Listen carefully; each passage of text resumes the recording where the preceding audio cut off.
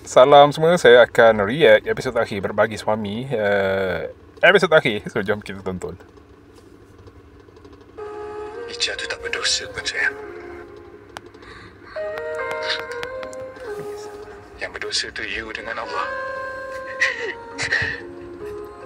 Tak terpaksa buat semua ni. Sebab I sayangkan keluarga kita.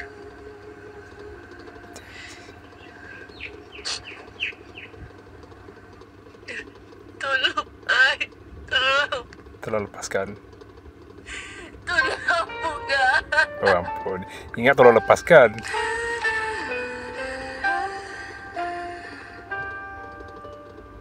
Tolong, bukan. Tolong.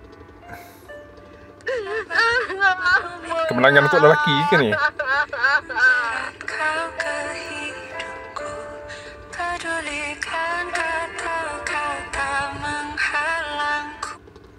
Okay, saya habis kat situ sebab dia banyak shot. Okay, baru habis.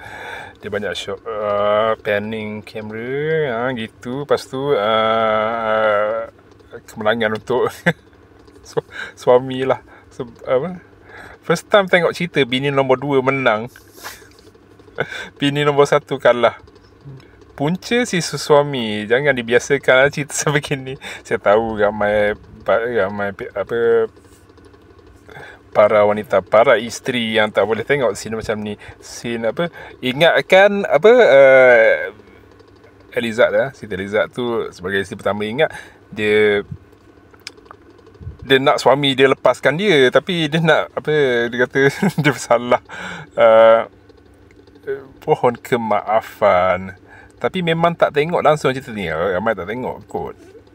Panjang cerita. Saya pun tak sempat nak follow setiap episod. Saya tengok lah episod-episod tak awal dia. Episod tak awal dia pun siapa Amal Bahrain ni, watak dia pun awal dah kahwin, dah ada dah tambah cawangan.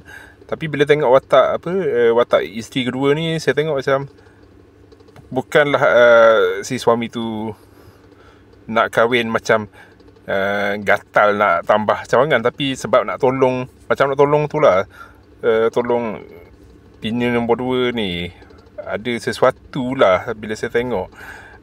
Tambah lagi dengan pelakon yang berwatak ni, saya pernah beli Sharifah Husna ke nama dia.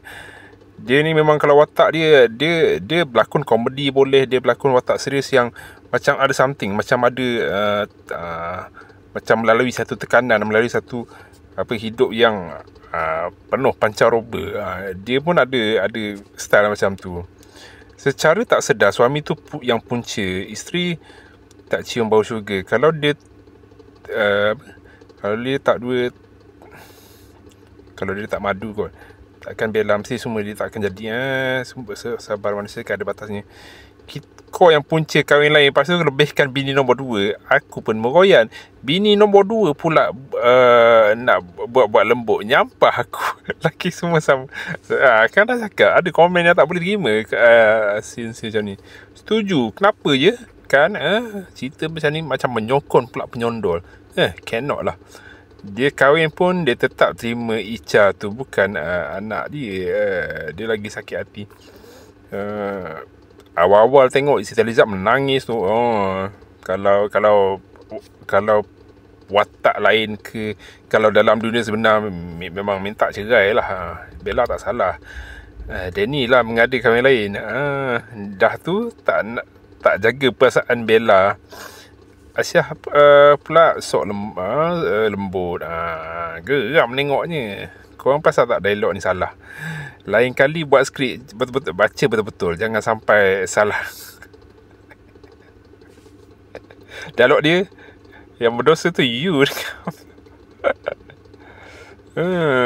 Dah. Okey lah, itulah saya tengok. Saya kelakar jugalah sini. Bukan kelakar bila saya bakal melihat reaksi penonton bila tengok sini. Jumpa lagi dengan drama lain. Sekian.